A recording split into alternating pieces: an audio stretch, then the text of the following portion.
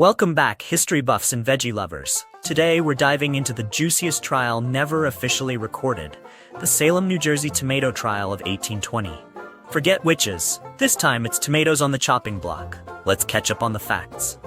Picture this, September 25th, 1820, Salem, New Jersey.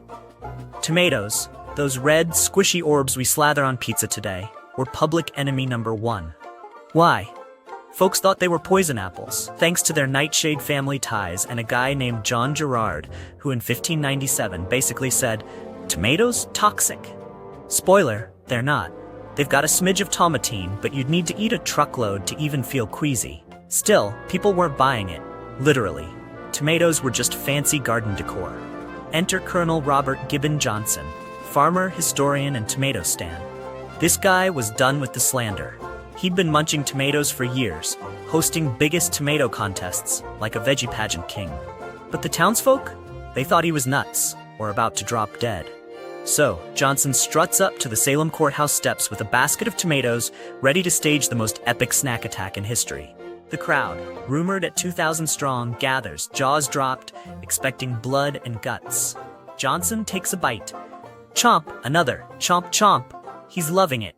No foaming at the mouth, no keeling over, just a guy enjoying a tomato buffet. The crowd's like, wait, what?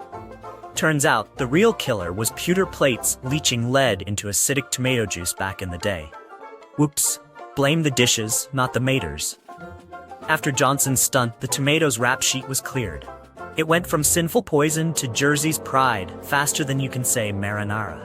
But here's the twist. Historians say this tale's fishier than a clam bake. No records from 1820 mention it, just whispers popping up 90 years later, jazzed up by a radio show in 1949. Johnson was real, sure. He lived in Salem, grew stuff, wrote history books. But the courthouse tomato trial? Probably a legend spiced up over time. So, was it a trial or a tall tale? Either way, Colonel Johnson's legacy is saucy. Next time you bite into a BLT, tip your hat to the man who maybe, just maybe, saved the tomato from the gallows. Hit that like button if you're Team Tomato, and subscribe for more wild history bites. Question of the day. If you were Colonel Johnson, would you risk your life to prove tomatoes aren't poison, or would you just stick to apples? Drop your veggie verdict below.